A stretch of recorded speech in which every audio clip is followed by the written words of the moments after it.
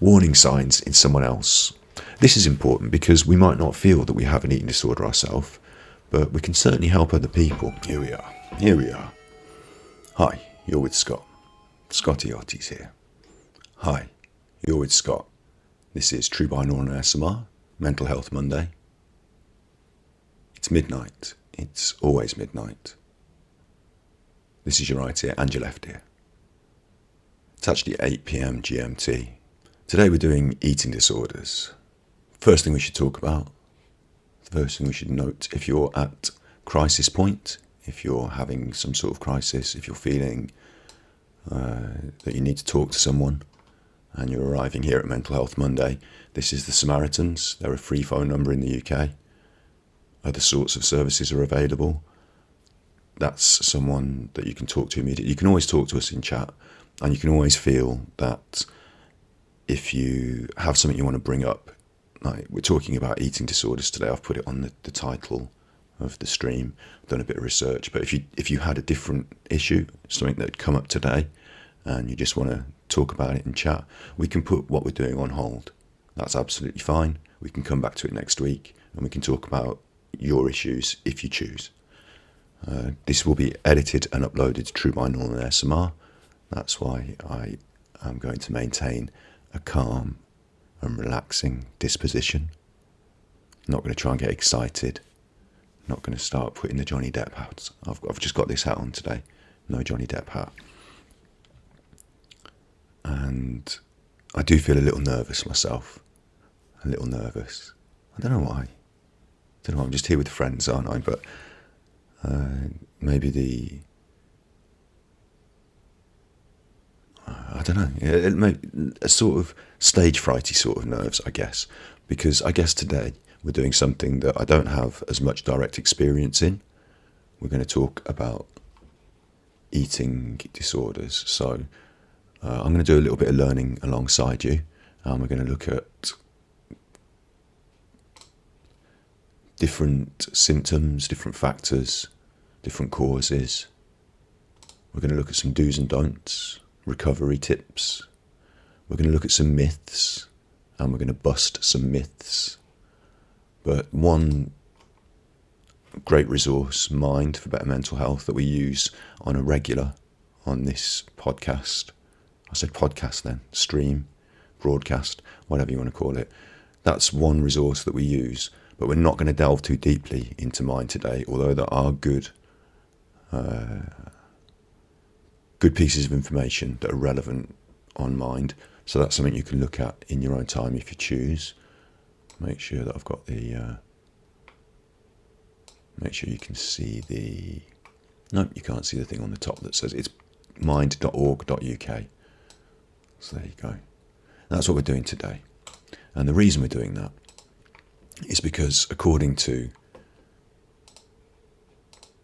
the top 5 questions that come up on Google, the 5 most common mental health disorders include depression, anxiety, eating disorders, substance abuse, and attention deficit disorder. Actually, at this point, I should say a little apology. I think in the last broadcast, I made a joke about fast tapping ASMR.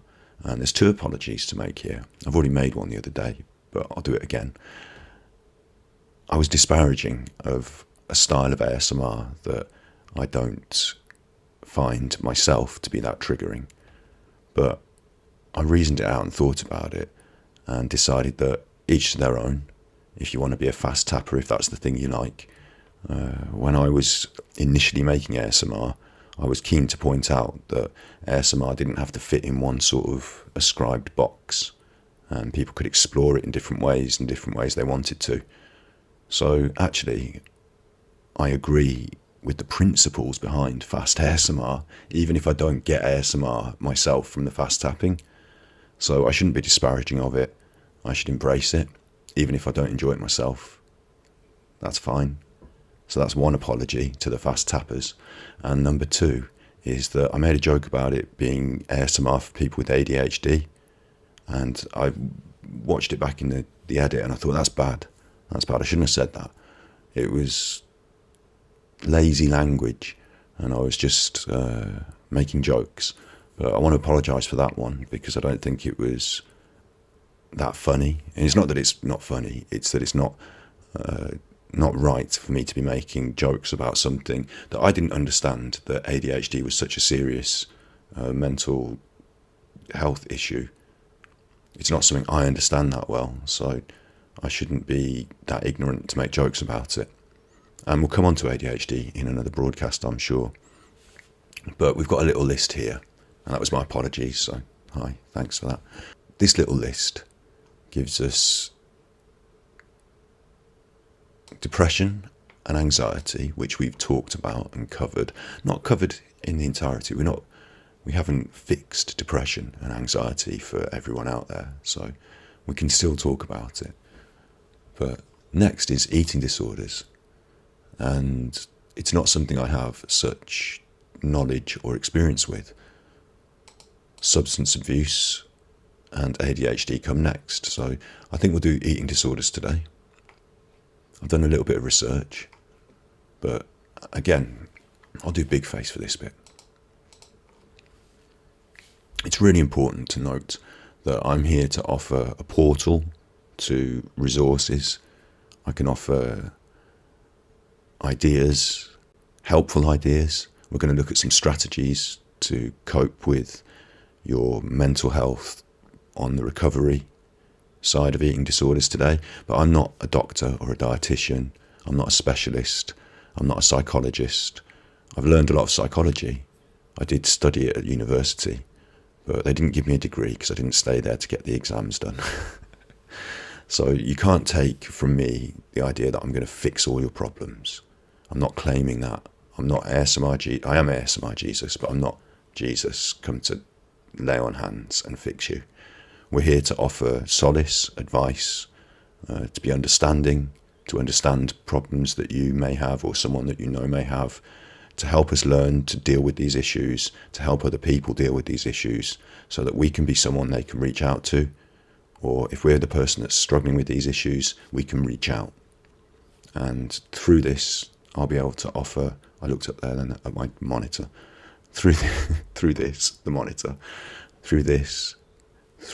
our work together, we'll be able to at least offer access to those professionals, to those doctors, to those dietitians, to those psychologists, to anyone that needs it. We'll show a clear path to the right support. And as we'll find today, when I keep pointing over here, sorry, I'm pointing at the monitor. As we will find today, this is one of the mental health issues that self-help books and internet videos and non-qualified interested parties maybe struggle to help fix. Maybe it's something that professionals, doctors, dietitians have much better capability in the field. So that's it's not a disclaimer. You know, obviously when I say obviously, I should punish myself for that lazy language. What we're doing today is going to be helpful, but what we're doing today will not be the cure. I think that's a good way to put it. So, with that, my little pukkos, my Ganji Pukko warrior crew, we will begin. And the first thing to alight on,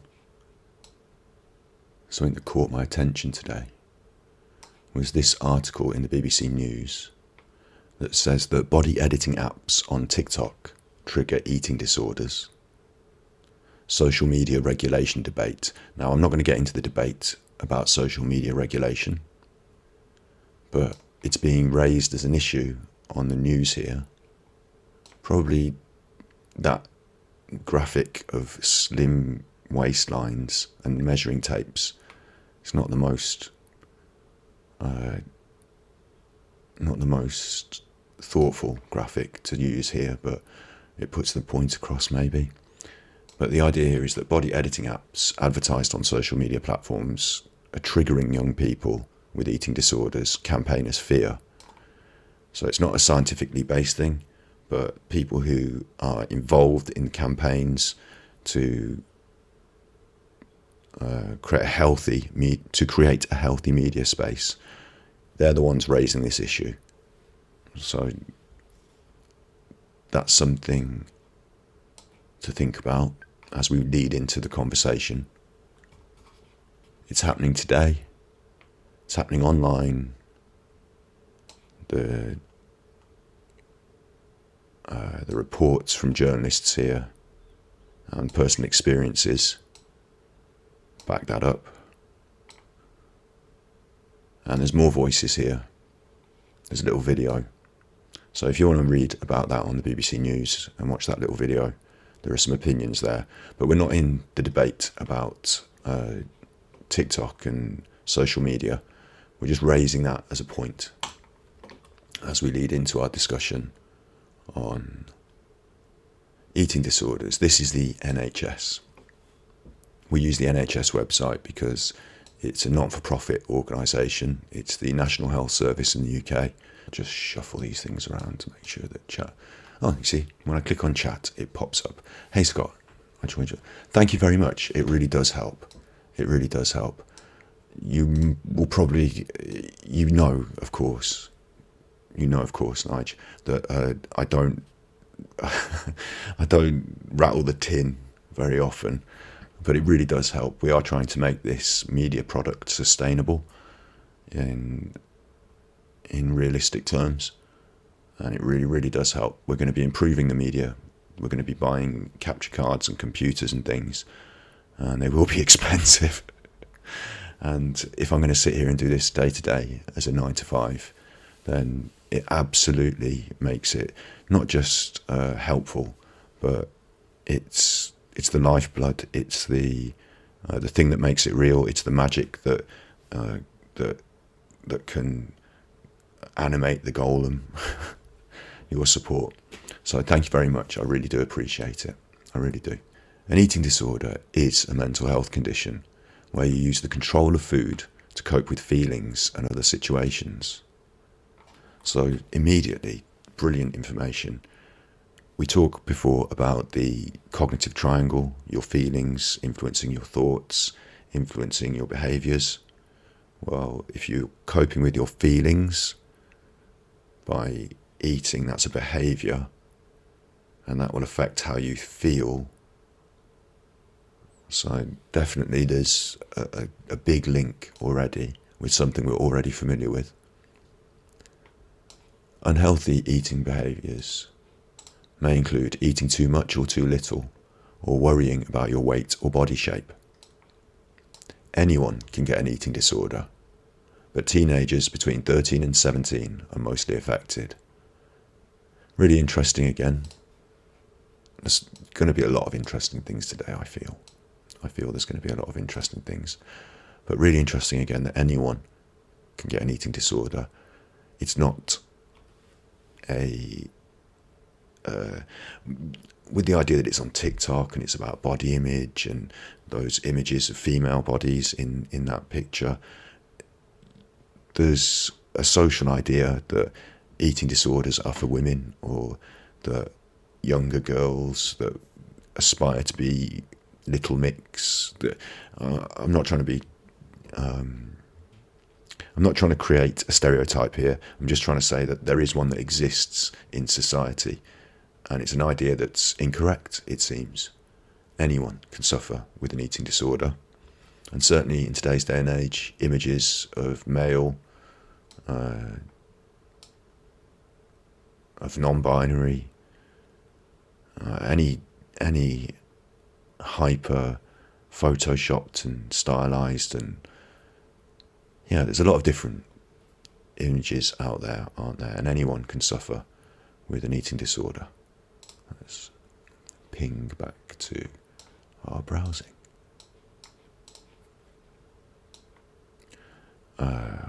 With treatment, most people can recover from an eating disorder. So that's important as well at the start to realise this. If you're coming to this worried that you might have an eating disorder, we're going to look at the symptoms, we're going to think about the different ideas. Maybe you'll discover something about your own habits. But if you do, don't worry. with treatment, most people can recover from an eating disorder. So there are treatments and there is hope. There's some coronavirus advice here, and it refers us to a website, Beat, which we will be looking at in just a minute. So I'm just going to skim over that. It won't always be pertinent, but certainly there is some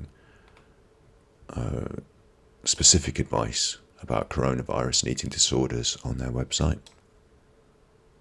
Types of eating disorder. The most common eating disorders are anorexia nervosa, trying to control your weight by not eating enough food, exercising too much, or doing both. Interesting point. That initially, I guess, most people think of eating disorders through this prism of anorexia, someone who starves themselves. That's a common image in the media when we talk about eating disorders, I'm sure. But it's not just controlling their weight by not eating, it's also exercising too much. That's interesting. It's not just about consumption of food, it's about body image and manipulation of that body image. Bulimia, losing control over how much you eat, then taking drastic action to not put on weight. And drastic action, I suppose, will include regurgitation of the food. That's commonly thought of when we talk about bulimia. But again, it doesn't specifically mean just throwing up your food. It talks about taking drastic action not to put on weight. So there are other drastic actions that people may take as part of this mental disorder, eating disorder. And binge eating disorder, eating large portions of food until you feel uncomfortably full. I imagine this one's pretty difficult to diagnose because most of us in our lives, certainly if you're feeling down or if you're having a bit of emotional trouble, most of us lean on comfort food, I imagine. I think that's a natural thing to do. And a lot of the food that we're offered in today's all-you-can-eat, 2-for-1, a lot of the food we're offered in today's society encourages us to consume more. So binge eating large portions of food until you feel uncomfortably full, it might go unnoticed as an eating disorder, but it may be part of something to do with your thoughts and your feelings and how you're interacting with those thoughts and feelings. It might be something that's symptomatic of something else. Other specific wants to make it his career to talk on the internet, can't read words that are written on the websites. Other specified feeding or eating disorders. OSFED. A person may have an OSFED if their symptoms do not exactly fit the expected symptoms for any specific eating disorders. OSFED is the most common eating disorder. You can find out more on the Beat website, and we will find out more on the Beat website in a minute. But interesting to note that if your symptoms don't exactly fit the expected symptoms, that doesn't mean that you it doesn't mean that you don't fit the box, so we can't help you. It means that you're amongst the group of the most common eating disorders that have a mixture of not so specific symptoms. So you can take solace in that.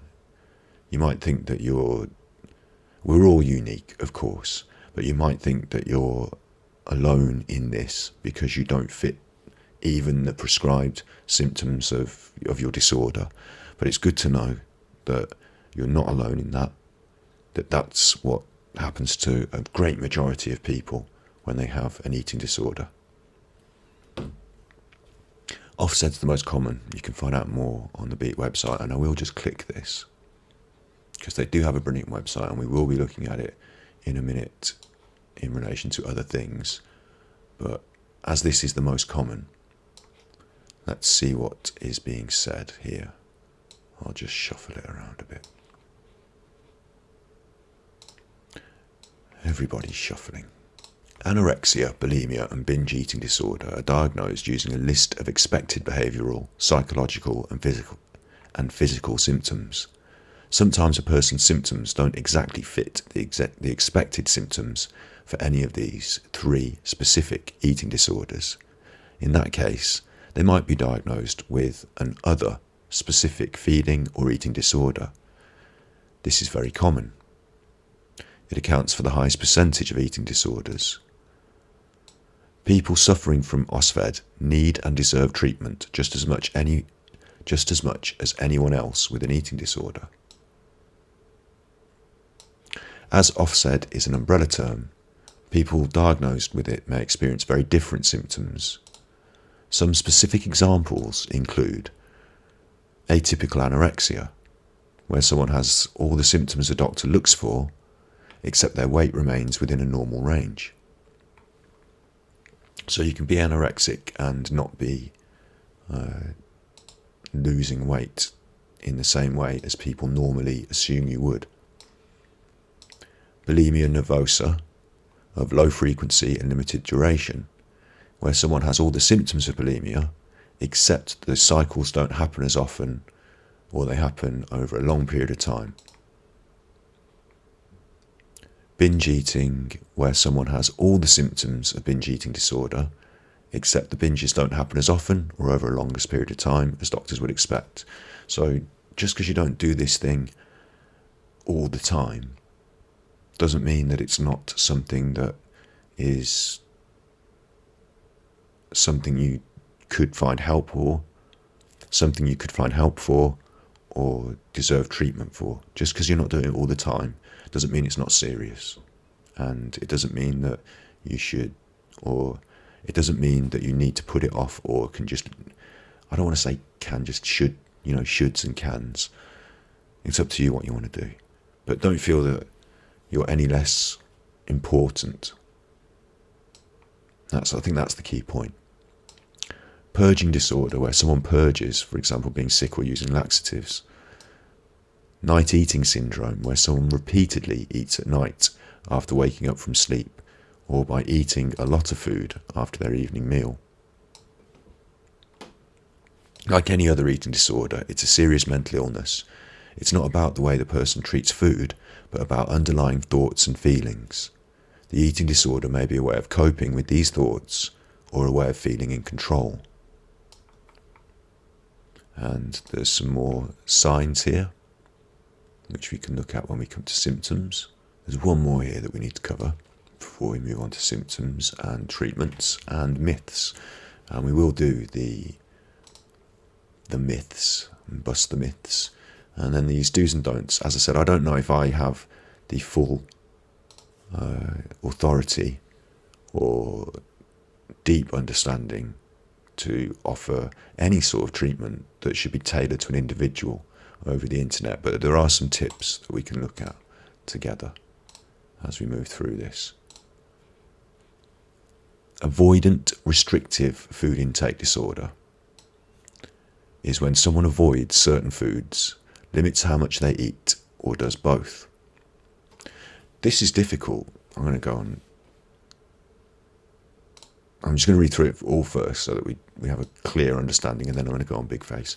Beliefs about weight or body shape are not reasons why people develop ARFID. So this is not one that's deeply connected with the way you see yourself. It's something about negative feelings over a smell, taste or texture, a response to a past experience with food, choking or being sick, or not feeling hungry, or just a lack of interest in eating. And it's really, I'll go big face here, and I'll try not to get shouty and excited. But it is exciting, interesting. I find learning things interesting. That last one was about food you don't like. there's foods that I don't like. I'm a vegan. We're not going to frame this conversation about veganism, but choosing to become vegan gives me the ability to control the intake of food, to choose which foods I'm eating and I'm not. And I'm sure there will be some people who follow a vegan diet and also suffer some form of eating disorder. I'm sure there are people who do not, and I'm sure there are people who will try and, for political gain, persuade people that veganism itself is an eating disorder. We're not going to debate that here. This is not a debate about veganism and eating disorders, but it's important to say that my choices are mixed up in all sorts of different ideas, and I'm sure all of us have a food that we don't like, that maybe when we were a kid we ate maybe a slimy mushroom or a sharp tomato or peas, or I don't know. There's quite a few foods that when you're a kid you don't like and people try and encourage you to eat.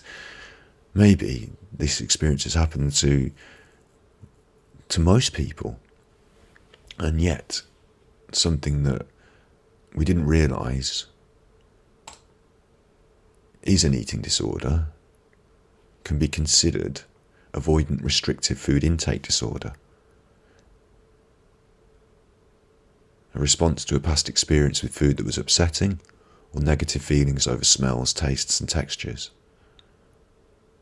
And there are certainly foods that I felt I didn't like or I had a negative experience with that I now, maybe because of being vegan, having mushrooms be a good example. As a child I wasn't that keen on them, now I quite like them. I've changed my thoughts and feelings about a food. Yeah, that's very interesting. So I will, again, click find out more. Other key aspects are that it can have a negative impact. So let's just shuffle this around. Other key aspects are that it can have a negative impact on the person's health and as well as their psychological well-being. When a person does not take in enough energy, they're likely to lose weight. Being limited in terms of what someone can eat often causes people to experience significant difficulties at home, school, college. This sounds like veganism. The mood and day-to-day functioning can be negatively affected. Now, that may be because you're not offered the choices to suit your diet, be it gluten-free or vegan, but it may be that choosing to not eat certain things is causing us trouble. Again, as a vegan, I know that there are vegan foods that I'm commonly offered that aren't really to my taste, but when I have limited choices, I sometimes eat them. If I were to be put off completely by an ARFID, if I say I just can't consume mushrooms whatsoever, then there may be difficulties with me eating out with friends, things like that. But generally I don't find veganism does cause that. But it's interesting, I can see a parallel there. Signs and symptoms. Eating a reasonable range of foods, but having much less food than necessary to stay healthy. So this is a health issue. Finding it difficult to recognise when hungry. It's much more serious than veganism. I'm joking. I shouldn't. I'm not joking. You know, I'm not making a joke out of this. I am seriously saying that my parallels with veganism end here. Feeling full after only a few mouthfuls. Taking a long time over meal times. Finding eating a chore. Missing meals completely. Sensitivity to aspects of some foods. Appearing to be a picky eater. This could be something that people find with children, couldn't it? Always having the same meals. Always eating something different to everyone else. Only eating food of a similar colour, e.g. beige. Attempting to avoid social events where food would be present. being anxious at meal times, weight loss, nutritional deficiencies, and needing to take supplements to make sure your energy needs are met. So it's quite an extensive list of signs and symptoms, and not something that when we started talking about eating disorders we thought would be a very common thing, but it seems it is quite common, and anyone can develop this. What should you do about it? And treatments we will quickly cover, but again, treatment, it says here, is usually best tailored to the needs of the individual based on the specific nature of the difficulties the person is experiencing. Most often, treatment can be delivered in an outpatient setting, meaning see a doctor, that I'm not qualified and I can't know enough about you and your personal circumstance to give you any real meaningful advice over the internet like this. Which is fair, which is fine. We've seen already that eating disorders come in a range of guises. The reason we're doing this today is because we feel that young people have increasingly poor role models and body images, increasingly unrealistic images to aspire to. We saw that BBC article about TikTok and the apps that are sold on the advertising there. Advertising has a lot to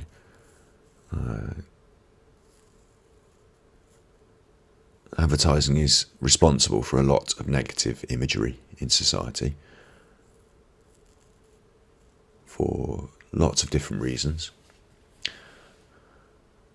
So with that as a context, we've learned that anyone can suffer with this, and that things that maybe we didn't see as eating disorders, being picky over that one thing, or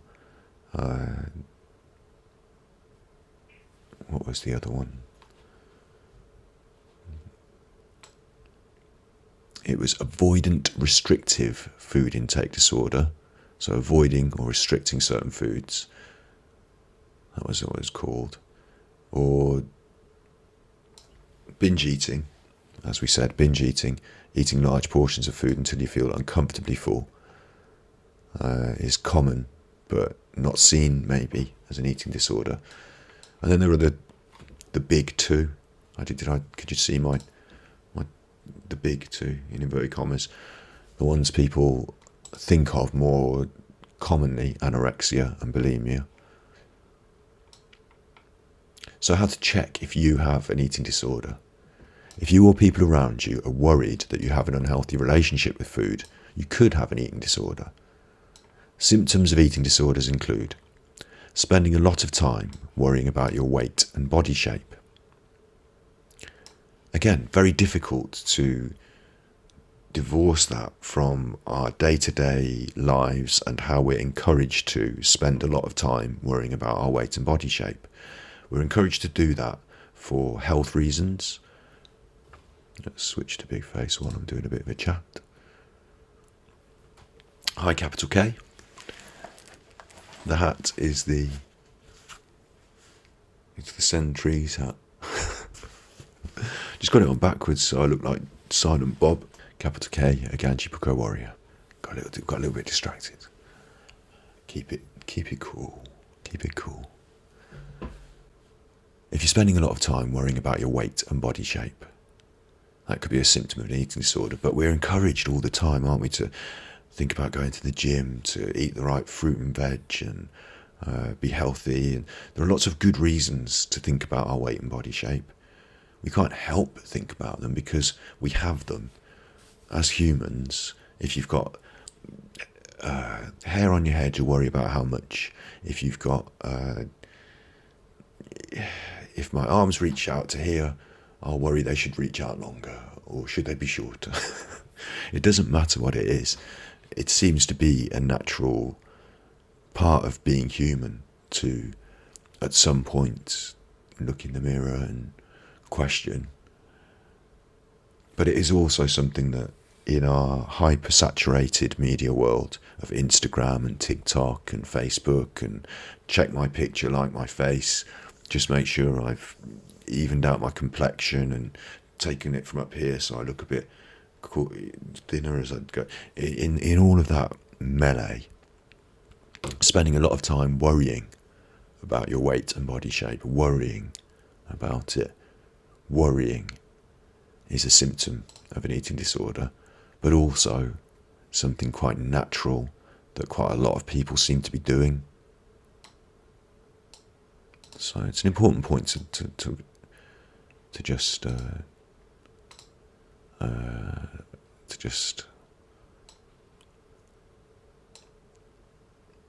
just dally over.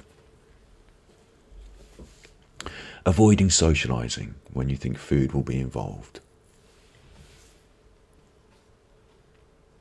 I get that, yeah. I can see why having issues with the way you think about food would cause you to do that. Of course, at the moment, we're avoiding socialising full stop. But yeah, when COVID's over and as we start to socialise more in a healthy and responsible way, that will definitely be something you can think about more and may come up. Eating very little food. Surprising, isn't it, for an eating disorder, that eating very little food is a symptom of, it might seem obvious, but quite often we think about people who eat too much. It's the this unrealistic social ideal of skinny body image. Eating little contributes to that, so maybe seen as healthy in a confused way. But eating very little is clearly a symptom of an eating disorder, but something that people may be encouraged to do when dieting. That they may feel they're doing a positive thing for themselves. They may feel it's tied into something they aspire to. So again, it's part of the mental problem that people can have, as well as a physical symptom. Making yourself sick or taking laxatives after you eat. That is, for me, something that sounds a step outside the norm and something that would ring alarm bells if you found yourself doing it. That it would be fair and maybe more understandable for people to say this is a symptom of an eating disorder because it's something so different from what normal people tend to... Normal people... The norm, I mean. When I talk about normal and the norm, I mean the standard average. I'm not a normal person. You're not a normal person. None of us are normal people. We're all individual and unique and different. But, of course, there are some day-to-day normal sort of standards. And if you just excuse me for 1 second,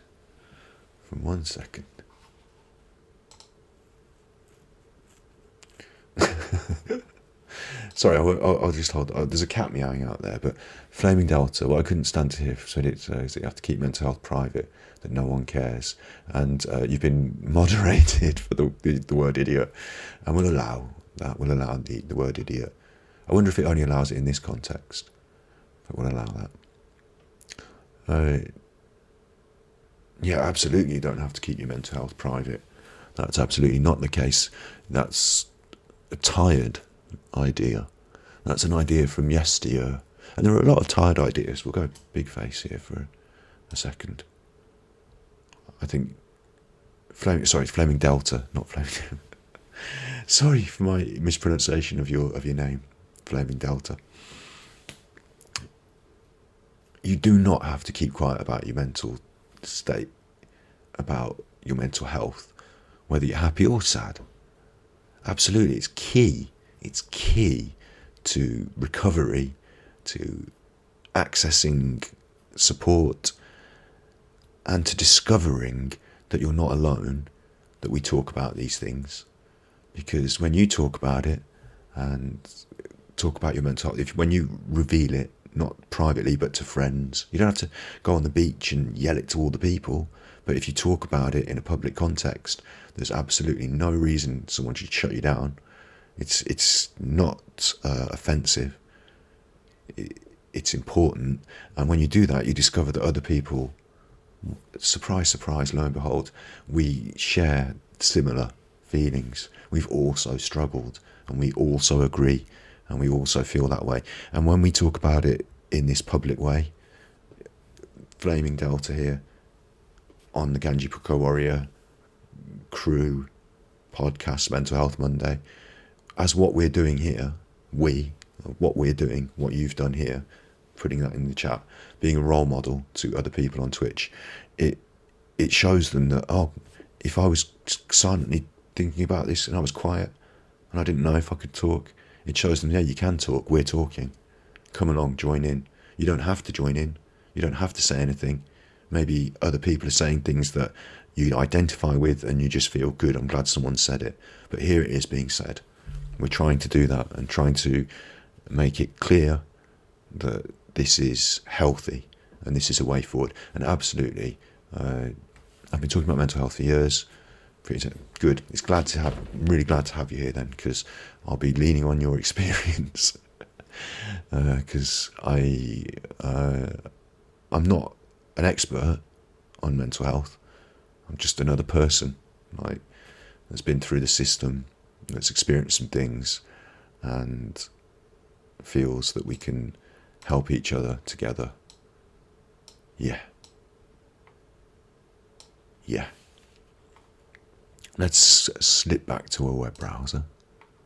So we talked about a serious, something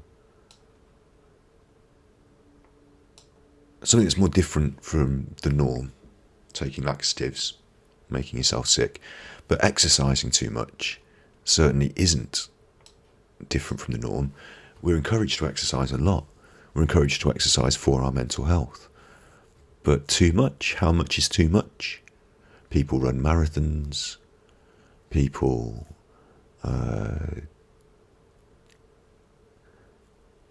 they do some quite extraordinary athletic things.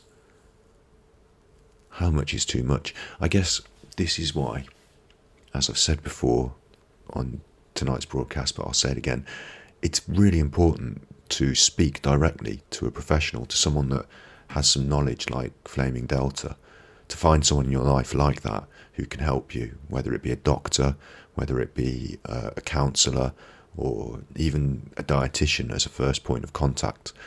Someone that you can trust, someone that can understand you and your regular routines, someone maybe in your close family that you can ask, do you think I'm exercising too much? And they will know for you what's right for you, what sits right for you, what is too much for you. And it's not something that we can decide on the internet. It's something you can decide deep down. But maybe it's something you don't see so easily when you're in the moment. So maybe too much, what is too much, is something that we can certainly help with. Having very strict habits or routines around food. Again, it's something that's normal, isn't it? Isn't it? When I was growing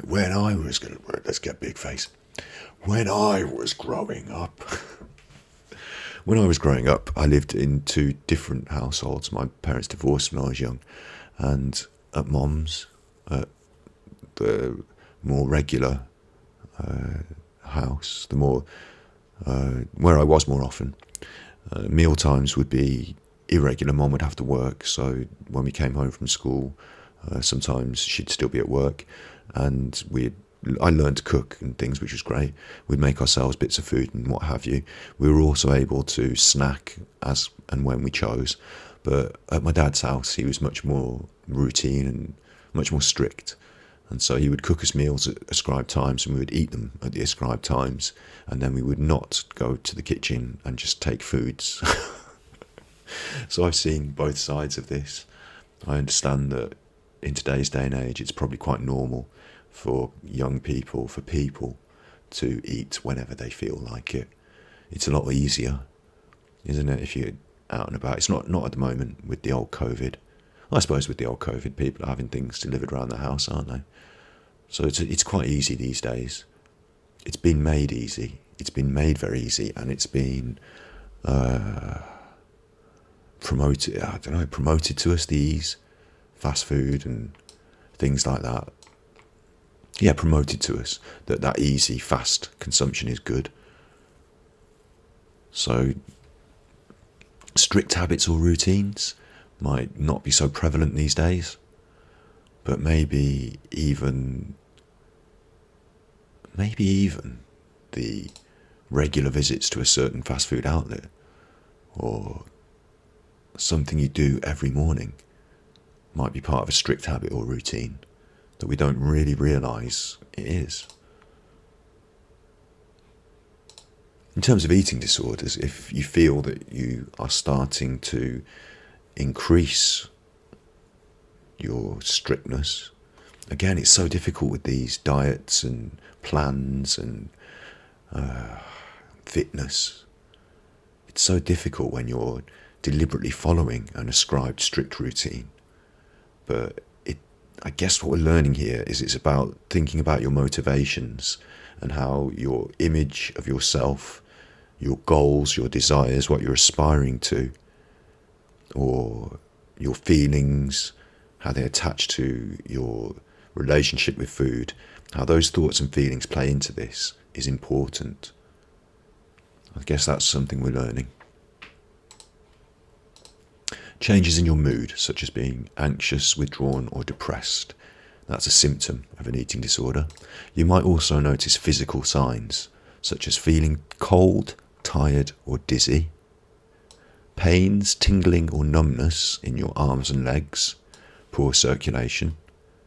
Feeling your heart racing, fainting, or feeling faint. These are very difficult to deal with because they're the similar sort of feelings and symptoms that you could get with anxiety disorders. And of course, mental health, anxiety, it's all part of it. It all plays in.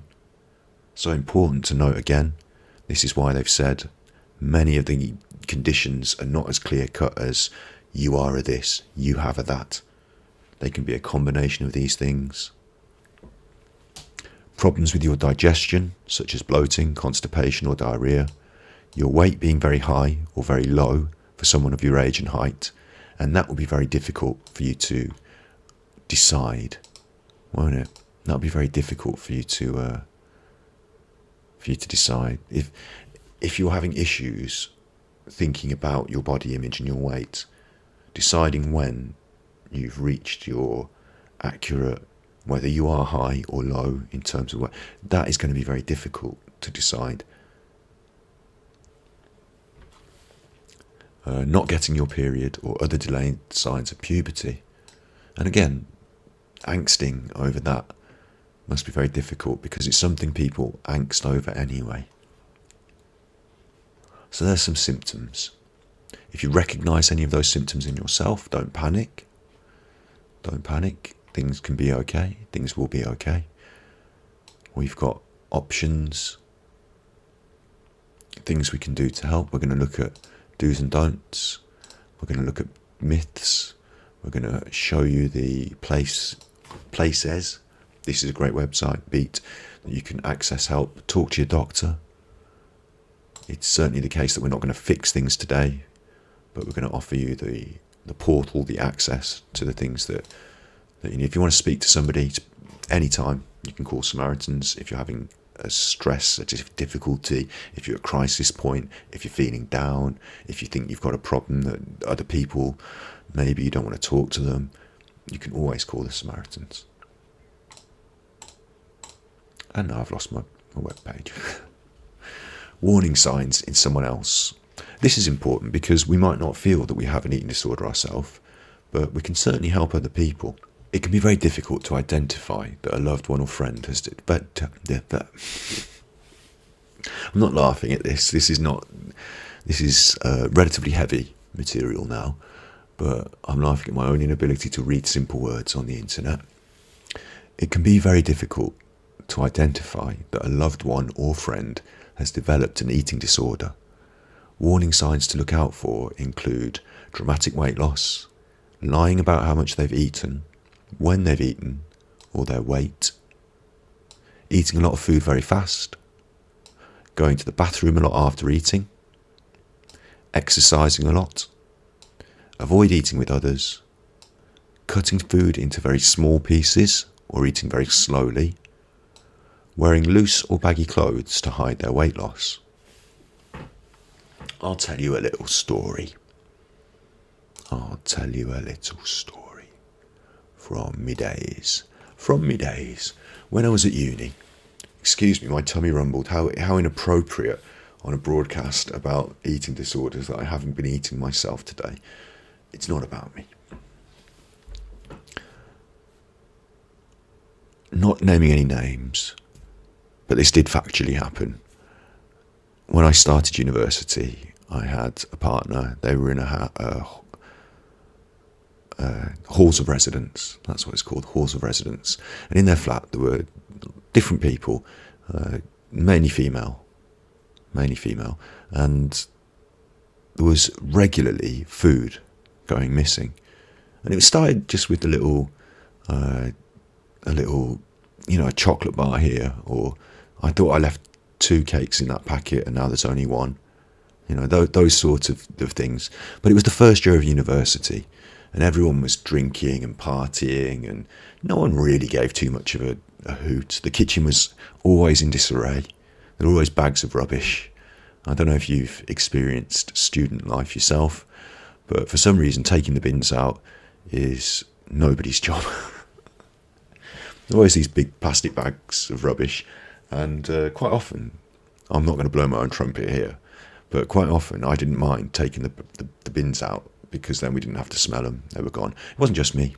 I was also a sort of messy person, so I'm not going to take all the credit.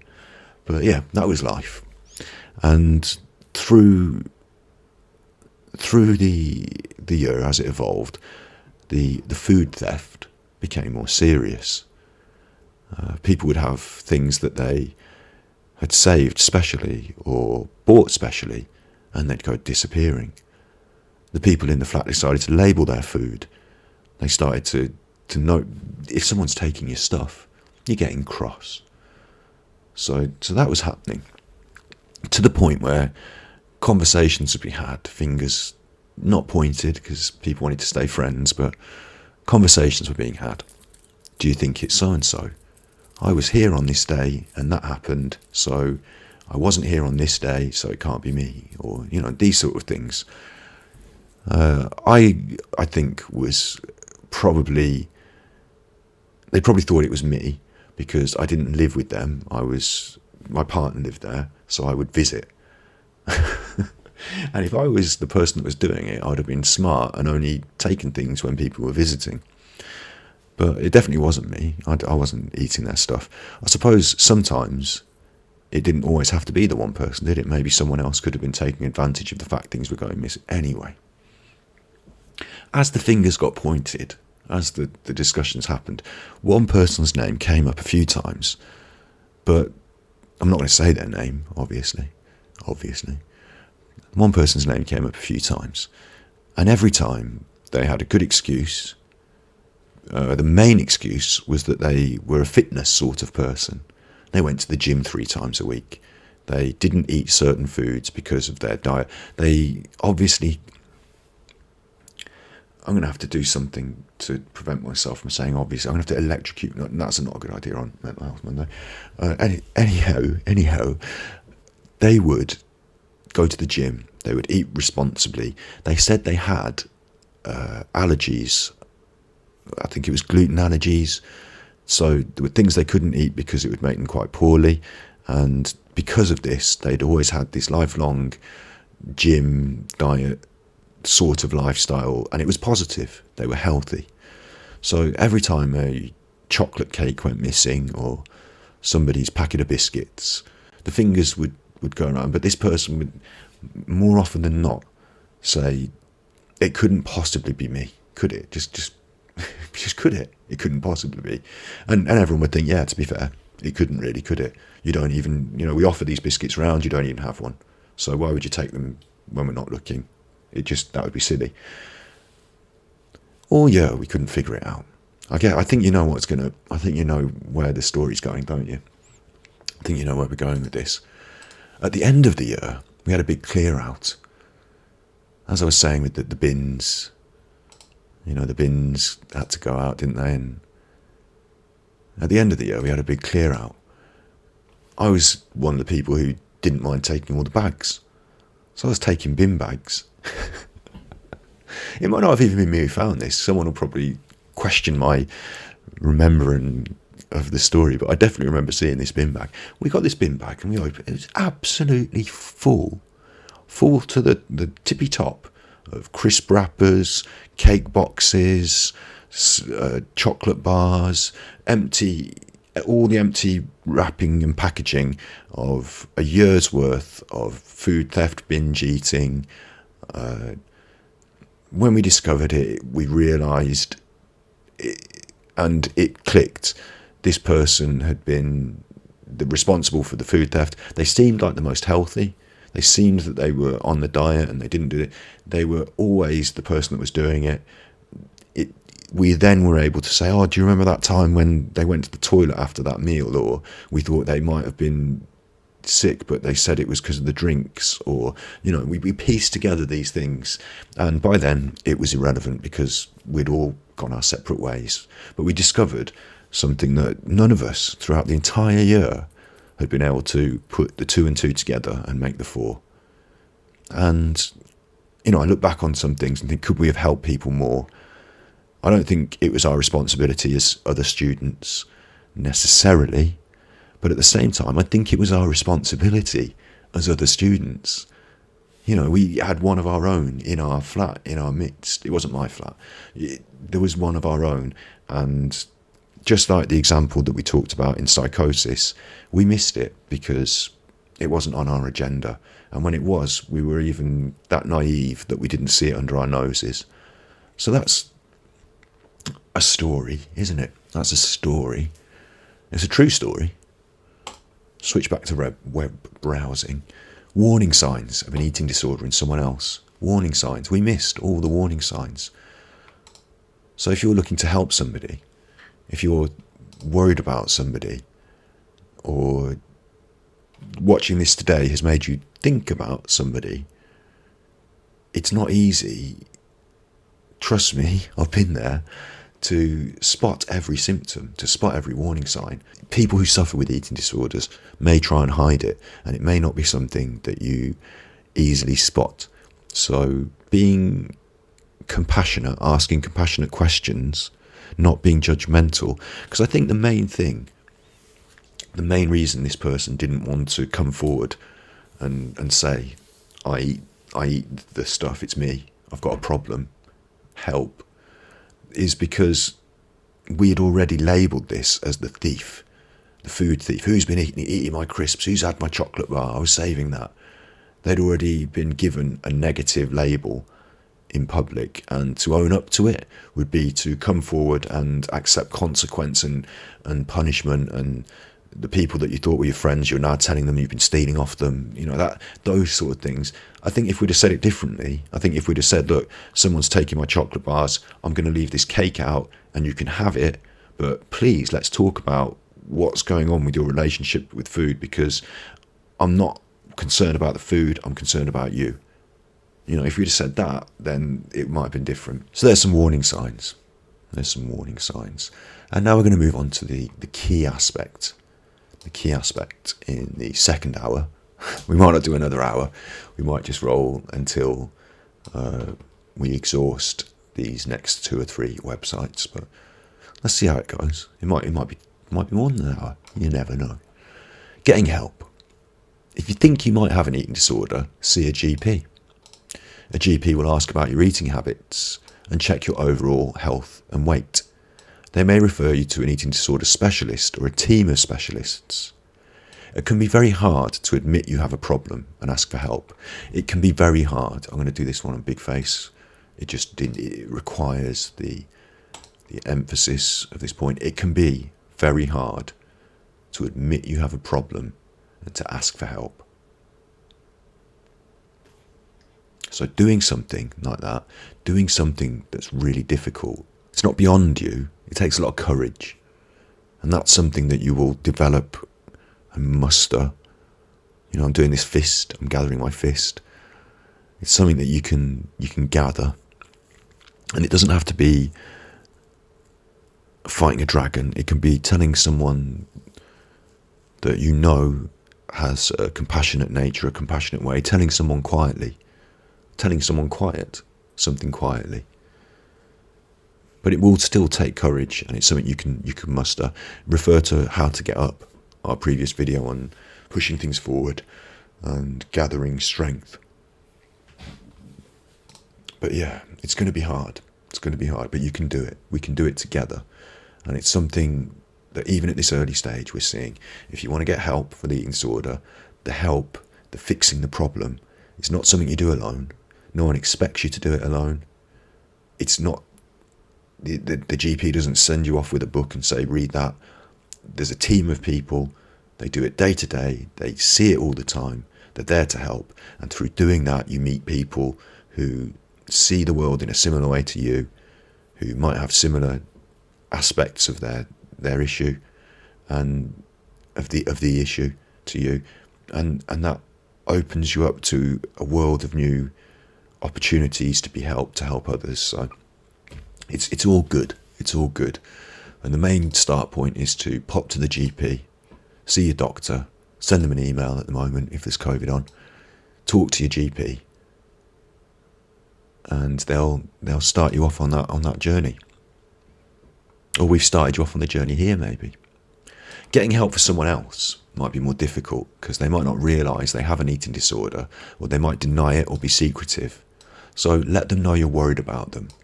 Encourage them to see a GP. You could offer to go along with them. But I guess that's as far as it goes, isn't it? There's going to be more advice. But we're not here to force people to do things they don't want to do. We're here to offer them support in their journey, and we're here to show them things that we think might be helpful, but we're not here to force anyone to do anything they don't want to do.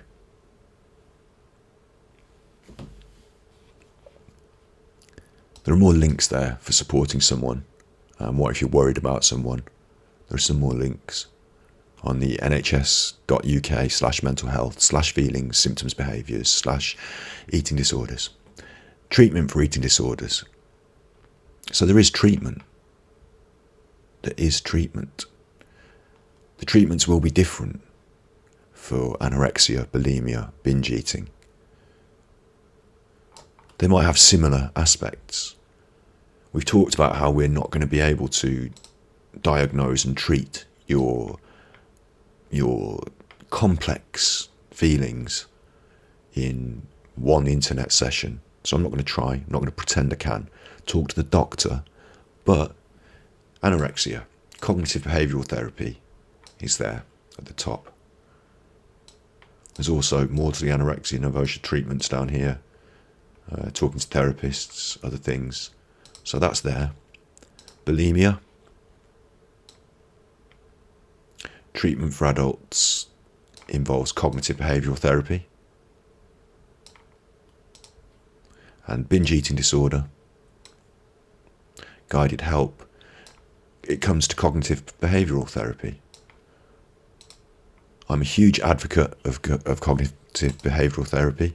Mind can offer you many resources, a way in to think about these things. I'm a huge advocate of cognitive behavioural therapy. It's helped me. It can help you. It's not anything serious and heavy like therapy, like, you know, Frasier on.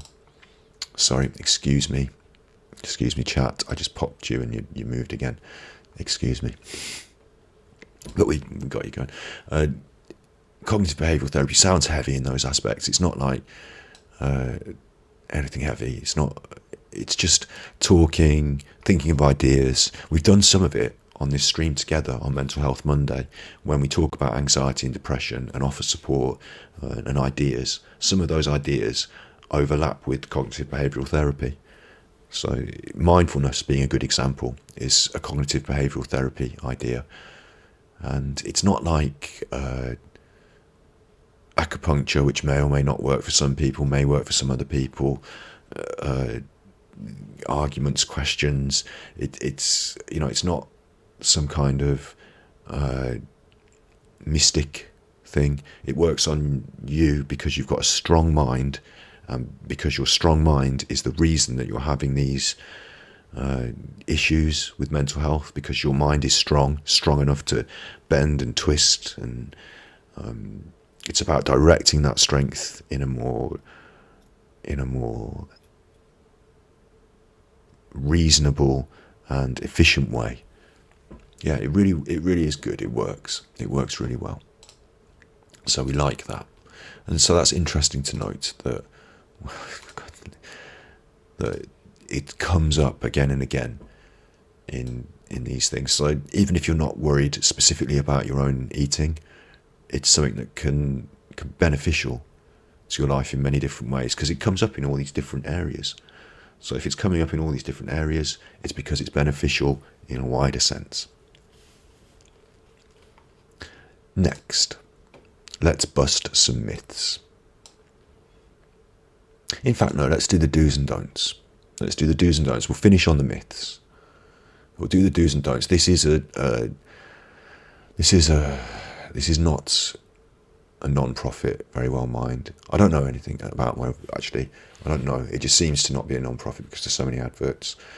But let's just quickly look through their ideas, talk about them a little bit, and then we'll go on to bust some myths. Don't beat yourself up. So I guess this is our portal to getting help, isn't it? It's the way we're talking about it.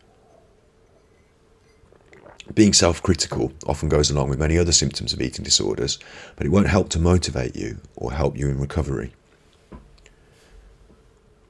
Instead, I'm just rubbing my back there. Sat down in the old chair for a little while now. Being self-critical often goes along with many other symptoms of eating disorders, but it won't help to motivate you or help you in recovery. Instead, being overly critical of yourself can increase feelings of shame and negative emotions you may experience, exacerbating an already difficult situation. Work to stay positive and use affirmation exercises to help combat self-critical thoughts. I think we've got to go deeper than affirmation exercises. I think it's the cognitive behavioural therapy again, but it's too easy just to say don't beat yourself up. It was a key. It's hard to explain how critical. Let's go big face. It's hard to explain how critical learning to not beat myself up was in my own journey to a more balanced mental state, to overcoming the mental health issues that I was having, stress, anxiety. Yeah, beating myself up, constantly critiquing myself and setting higher and higher aspirations to achieve. That loop, I mean, it's at the core of some of these things. And certainly with these eating disorders, your own perception of yourself, beating yourself up for not being what you think you should be, is at the core. So I don't think it's as easy to say as don't do it. Just don't be anorexic, just don't be bulimic. It's not that easy. It's not that easy. But it's important to understand that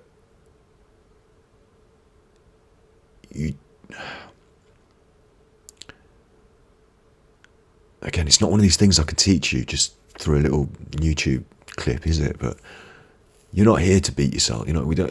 There are enough people out there who are going to do it for you.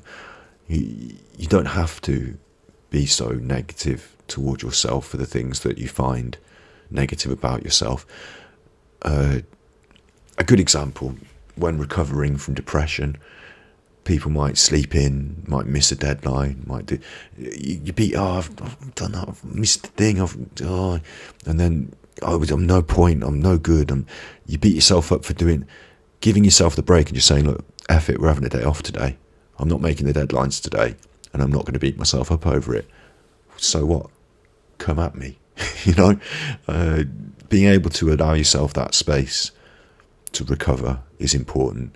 So not beating yourself up is good advice, but it's not easy advice to take in the early stages, and it's not something that you're going to automatically do. So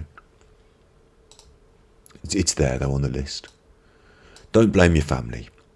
Although it used to be more commonly believed that parents were a leading cause of disordered eating, the latest research shows that eating disorders have complex causes.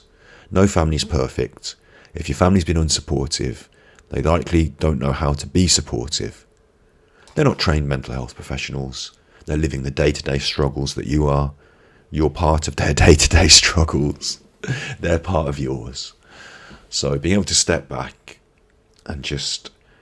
We only really do it at certain times, don't we? Christmases, birthdays, special occasions. Step back and we make the speech about how we might rub each other up the wrong way, but we're a big team, aren't we? We care. We're a Ganji, PUKKO warrior crew. I say that quite a lot because I want you to understand that I do care, and it's not just a special occasion thing. It's an everyday thing. But for most of us, the everyday thing is the push and pull of family life. And so maybe they don't seem to be supportive because maybe that push and pull, maybe it's difficult for them to be supportive. Maybe they don't know how. And they're not mentally trained professionals sometimes. Sometimes that's okay. Sometimes that's okay. Don't insist that you can recover on your own. Research shows that people with eating disorders are more likely to recover with a specialised treatment team in place. In most cases, willpower and self-help books, people who make videos on the internet to fix your problems and sell you an ebook, that can't replace the professional guidance of a therapist, a dietitian and a physician. These professionals have years of experience and training to help you on the road to recovery. In some cases, especially where there are no available specialists, it says that self-help and guided help for bulimia and binge eating disorder may be helpful. So we're not going to write it off completely. If something's helpful for you, good. But if you find yourself having to spend money on it, question it. And if people claim to be qualified, unless they're qualified in something that you can actually be qualified in, I could be I could set up the University of Balloon Healing and become the world's first balloon healer and give out qualifications in balloon healing. It doesn't mean that balloons can heal. I'm not here to poo-poo or disprove things. Critical thinking is important when you're looking for help, though, because there are people who would exploit you and take advantage of you. And there are people who look to exploit ideas. And if something helps you, that's good, but it might be they exploit others through the same means. I think I've said enough on that. The important thing is to recover, not on your own. Do look for the help. There are good people out there. And then we've said it earlier, it's about the team of people that can help you with this complex problem. And there aren't people out there saying, come to the doctor, this is your tablets, now get out of my life. That's not what they want. They want to help. They're there for you, for people with these issues, and you'll meet more and more people that will make you feel better and better about these things through these networks. So you don't do it on your own. You don't have to do it on your own. You're not expected to do it on your own. Don't put the needs of others above your own. That's something that I question, because I think you should put the needs of others above yourself. Let's see how they say it, because this is in the context of an eating disorder, so maybe there's something to be said for this. Many people prioritise caring for other people and making sure that their own needs are met, sometimes hurting themselves in the process. This can be especially true when you're friends with someone who also has an eating disorder. So yeah, I agree, hurting yourself in the process, while sometimes noble, might not be the best thing to do if you yourself are suffering. I agree with that. While you want to help, their stories can be triggering and or emotionally draining. Make sure you take care of yourself first and determine how much of yourself you can truly give to others by setting appropriate boundaries. That's interesting. If you're suffering with eating issues, Don't look at these horrible adverts that are on the screen. Get rid of them. If you're suffering with eating issues, then helping others, being part of their journeys, is probably going to become something that you become familiar with. Maybe it might be, it might not. I'm not I'm not being prescriptive about your journey, but it might be. And if that's the case, good advice here. Don't let it take away from your ability to heal and to heal others. You've only got so much gas in the tank. You can only do so much. That's why Mental Health Monday is not mental health every day. It's why I can't stream like 12-hour days. Yeah. Do the good work in good time and don't stretch yourself too hard. Fair point. Don't believe you aren't worth the cost. That's a don't believe you aren't worth it. Could be said, believe you are worth the cost. Believe you are worth it, I think is, because I don't know about the cost, but treatment and recovery can be expensive and time consuming. See, this is difficult because in the UK, treatment and recovery will be free. Going to see the NHS, going to see your doctor and discussing your mental health will result in access to free healthcare. So you don't have to worry about the cost. But in other countries, it might be different. But there are often ways to get treatment that's less expensive if money's an issue.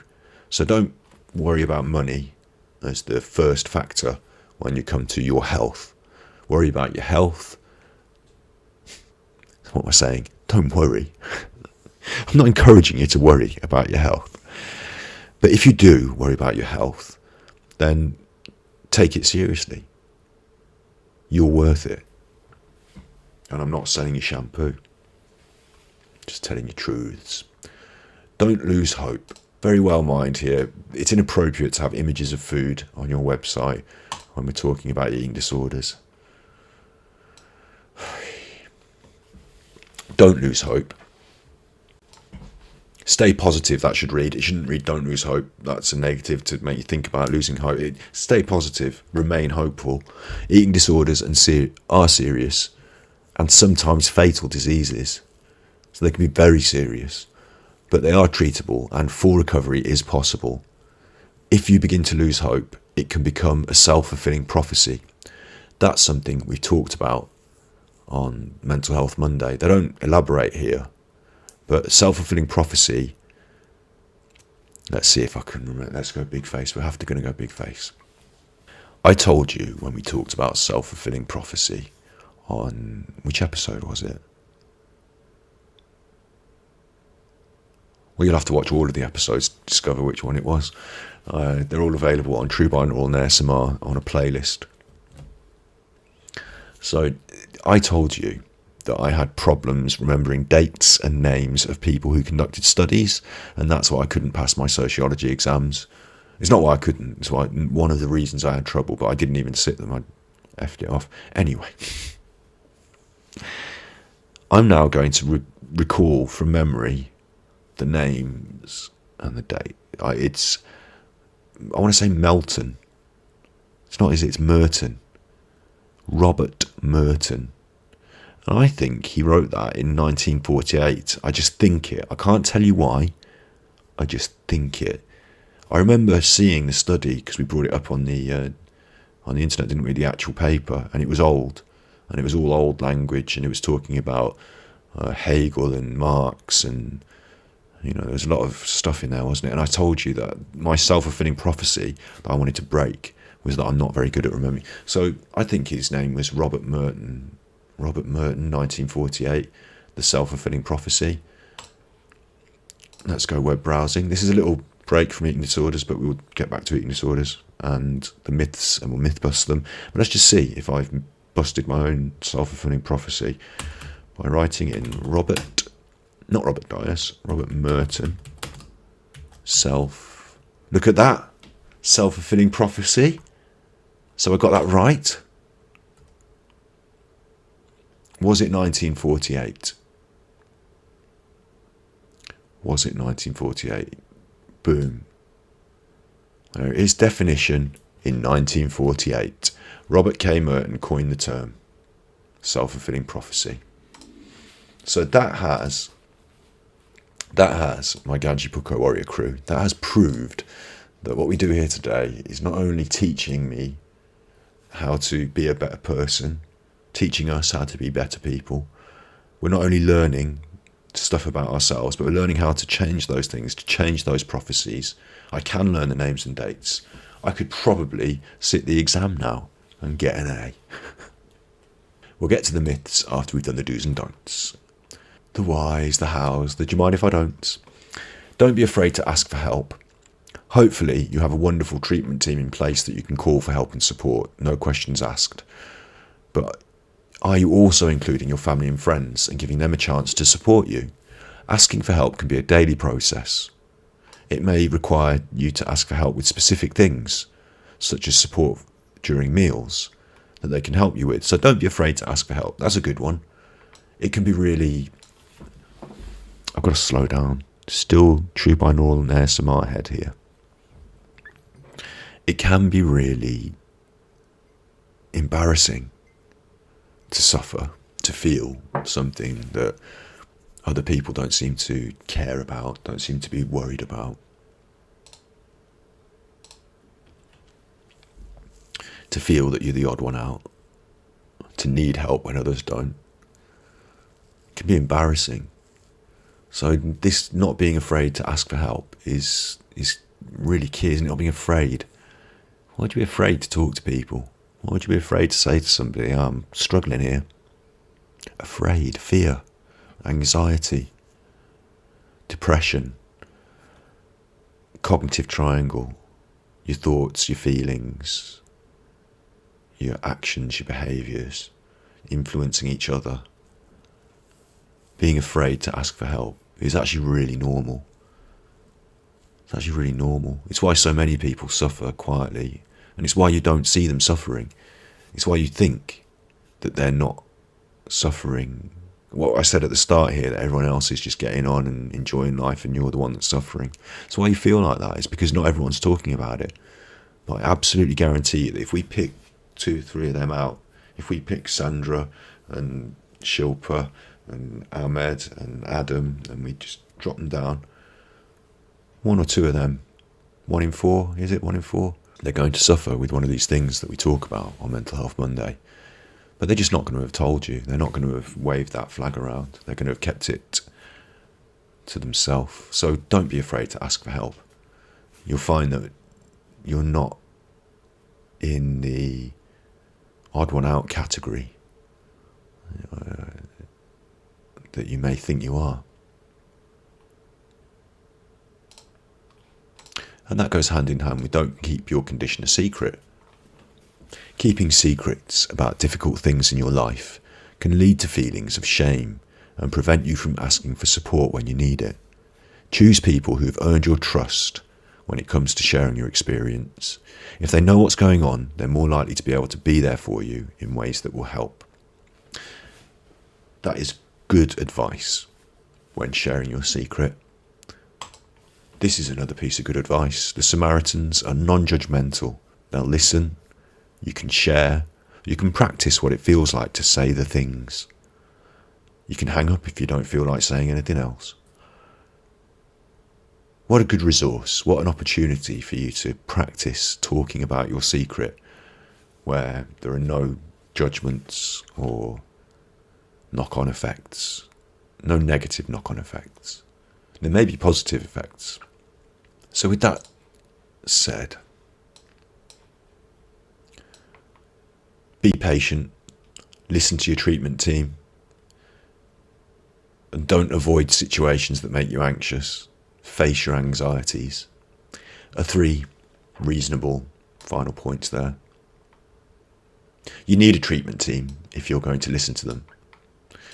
If you're going to be patient, you need to have started your journey doing this. If you're watching this because you feel you may have one of these issues, you've started your journey. I congratulate you. You're on the way. It might seem like a long way, but you're on the journey and we're going to get there. So get yourself a treatment team. Be patient, it will happen. That was very well. It was interesting. We'll do the myths and then we'll finish. And I want to say thank you before we finish. I want to say thank you to you. Just by watching this, you're making a difference in your life, in my life, in the life of the Ganji PUKKO Warrior crew.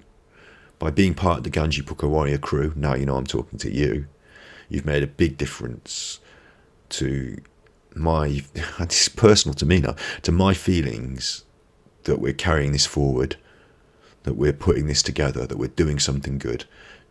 There's been so many. I've talked before about trolling and negative. I'm going to go big face. I've talked before about trolling and negativity on the internet, and I've talked about these positive things, but I haven't made enough of a clear point about this. Maybe it's not formed in my mind yet because I'm not used to it. But your support means that we're putting this together and we're moving forward with it, and it's massive to me. It's massive. Yeah, I don't know how to quite put it. It means that we might be able to do what I want to do, and what I want to do is to help people and do it in bigger and more increasingly interesting ways. Yeah, but I also want to do a regular broadcast about art and make this stream a place where gaming and art collide, and become I've always been a media producer and artist. I've always considered myself to be someone who creates. But, for it to be my full-time job and me be able to say to the people at the job centre, no, I'm not going to work in Tesco's. I'm going to do this. It's going to work. That would be big. It's been a really difficult year with COVID. It was a difficult year for me before COVID. A film project of mine did not quite reach fruition. We're going to view it together on this stream. It's given me a space that I can share it with you, and it can be a success, even though it didn't end up on Netflix or become financially that lucrative. It's still my creation that I want to share, and I'm grateful that we're going to be able to do this together. There's so much that this stream in potentia that it will be, can be, that we can build and grow together. That the small inputs, the joining the Patreon, do never feel undervalued for your input over time. The comments, people like Carla, people like Tree, who have given me their time over time, who care and support. People like that. I say these names often because maybe they're the ones I've seen more often in chat that have logged in my brain somewhere. But if it's been you, if you've said these nice things, trust me, I've seen them. I care. It matters. You've done good. And we're doing it together. And as much as I felt depressed in my life, over so many things, as much as I look at the treatment of the Uyghurs in China right now and it makes me sad, as much as I look at the people in Burma, Myanmar, and their struggle for civil rights, that makes me sad and depressed, as much, and my own mental issues, my own depressions, and as much as all that, this thing, it makes me happy. And it's not that, I'm getting some money and I can go out and spend it on a Lamborghini. That's not what's making me happy. It's that this thing might be able to be a regular, routine, positive thing in the world. Because of your support, we can make it sustainable, and that the good can ripple out. I've always felt angry about the injustice, about the bad things in the world. I've always wanted to fix things, to help people, in a facile way, to feed the children. Look at Live Aid and look what Bob Geldof and Freddie Mercury and those people achieved. And, those symbols that I saw when I was growing up that I respect. The simple, silly things like Red Nose Day, helping children in need. I've wanted to be a force for good, to fight the evil. I've wanted to to wave that flag, to change the world. And in the past, I've been caught in this like negativity. I've been making videos to say that's a bad thing, that's bad, you should change that. I still do it a little bit. I still do it a little bit. I still call out a bit of racism, or point the finger, that's bad, you shouldn't be doing that, because I'm angry about these bad things that are in the world, that the injustice. But now we are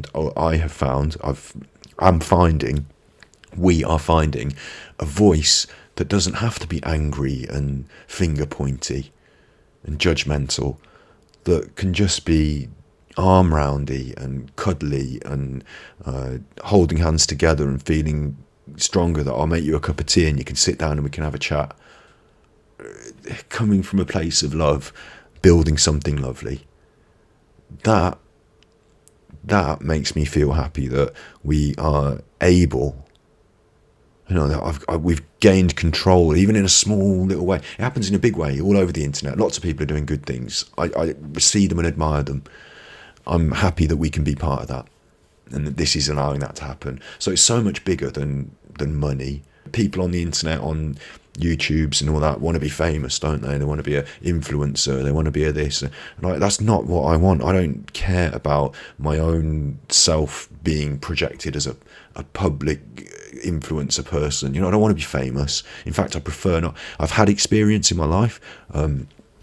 Okay, so I went to a college. The first day of college, the first week, I was in a band when I was younger, and the first week of college, we played in the college.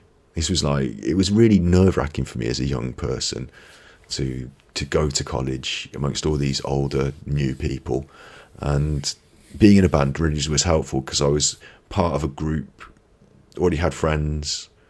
That was helpful. Standing on stage in front of there was quite a lot of people from the college came to watch, because it was in the daytime at the college. So, it was an event thing they were putting on, and we played at it. And so being in the band, the people came to watch. For 2 weeks after that, people were coming up to me in college saying, "Oh, hi, nice to meet you. I'm so-and-so. You were in that band." And that was nice that they already had an impression of me. But I felt really shy and embarrassed, and I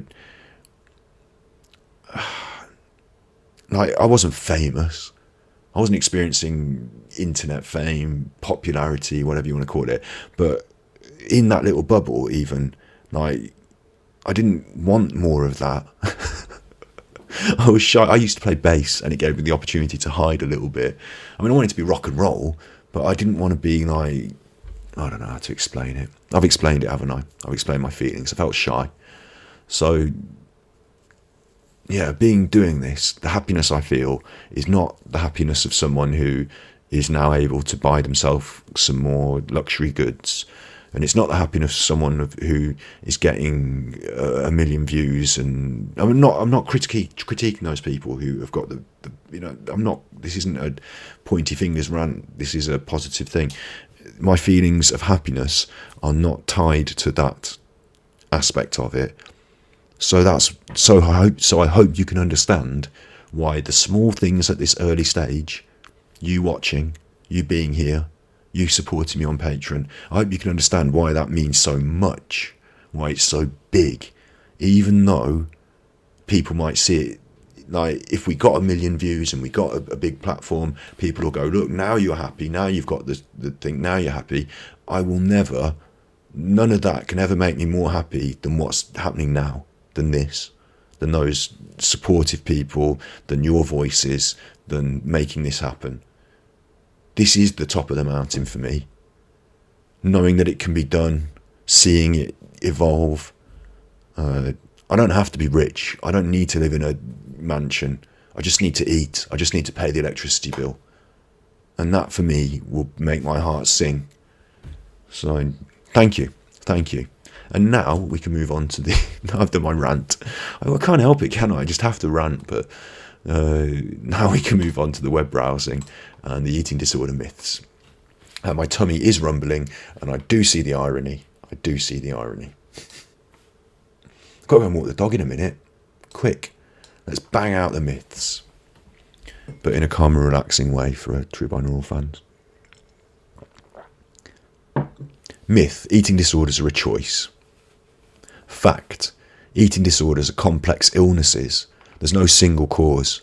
Instead, they're thought to be caused by a combination of biological, physiological, psychological, socio-cultural factors. Eating disorders are distressing for the individual and their loved ones. They're often accompanied by feelings of shame. They require specialist treatment, but people can get better. People can and do get better. Eating disorders are mental health disorders. They're not a personal choice.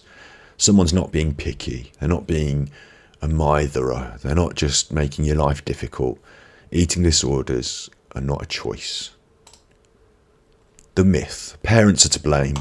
We talked about this before, when families don't seem to be supportive because they're not educated and capable maybe, but there's nothing a parent or any other carer could have done to prevent an eating disorder.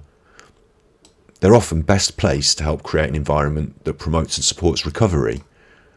They're not often best educated to do that, but that's life, isn't it?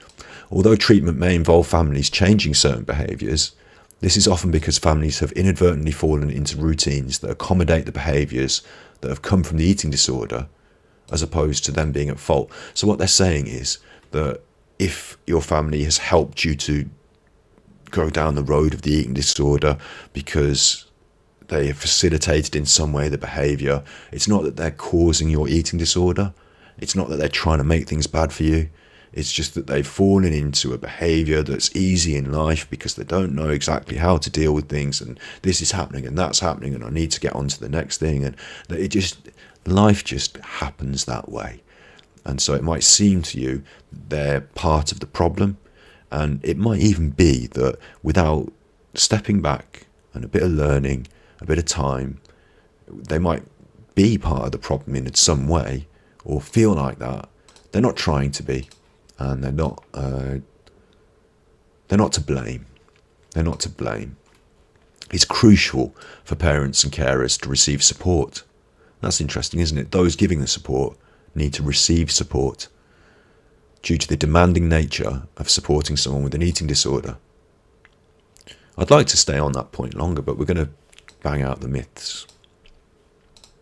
You can read more on beatingeatingdisorders.org.uk.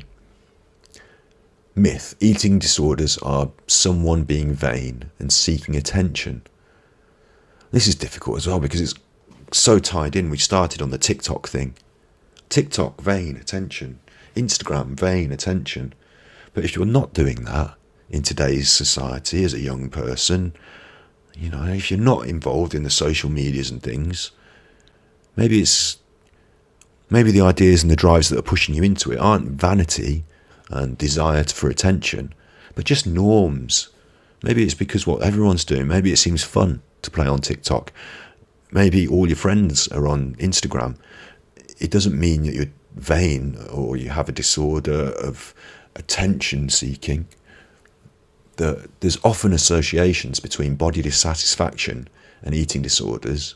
Eating disorders are not just someone being vain or wanting to look a certain way. Eating disorders are serious diagnosable illnesses. So we started talking about how it was influenced by the way you feel about yourself. But looking a certain way and your perception of yourself are different things. The way you really look, the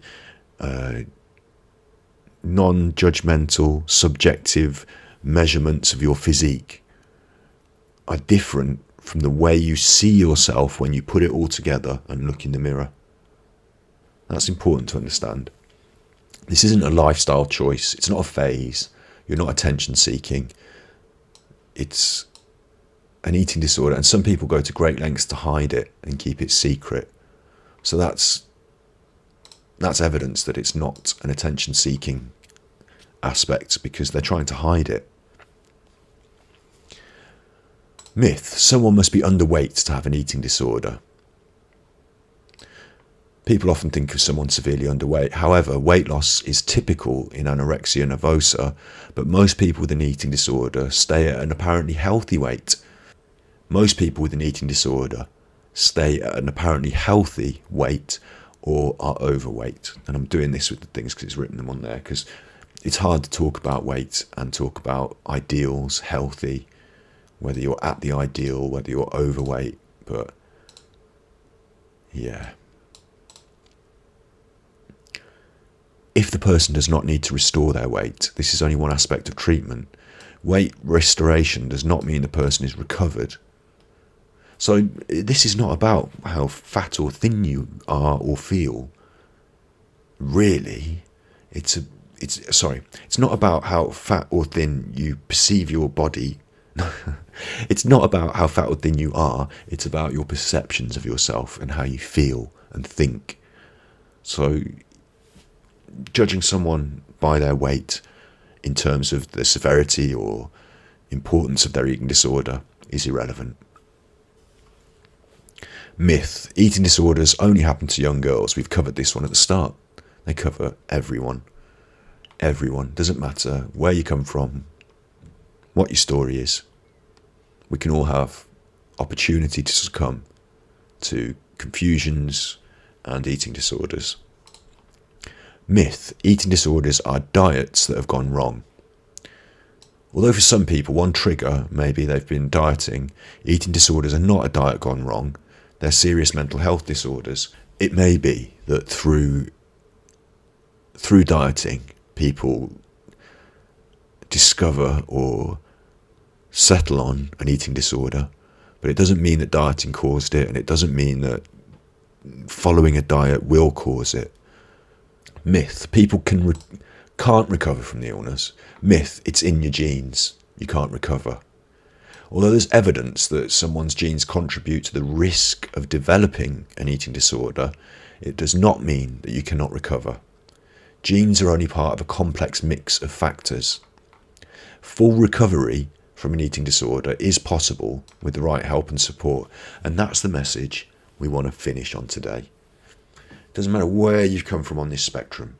Doesn't matter how you think and feel about it. Full recovery with the right help and support is possible. So you need to seek that help and support. You need to talk to your doctor. You need to talk to your friends. We've offered avenues, portals, access to support. So full recovery is possible. It might seem difficult. It might seem a long way away, a mountain to climb. But journeys, little steps, we're on the way together. Review this video. Look at those support things I've brought up. Find the websites. Talk to your GP, because a team of professionals can understand you. Certainly bring your friends, people you've talked to in your family along, bring them into this, and together we'll find a way out. We'll manage to make things better. That's possible. That's an option. Yeah. If you know someone that's suffering with an eating disorder, or you suspect someone is suffering from an eating disorder, talk to them. Obviously, make them watch this video. So like and subscribe. Talk to them. Talk to them. Videos, stuff like this, it's great. You can offer it to them. They can consume it in their own time. Nothing can be as good as real human talking to them. Contact. The way I talk to you, my Ganji PUKKO warriors in the chat room. The way we talk to each other. And you can always come here and talk to us. So you be good, my little Pukkos. You be good. That we can cut for true binaural. Now I can start yelling.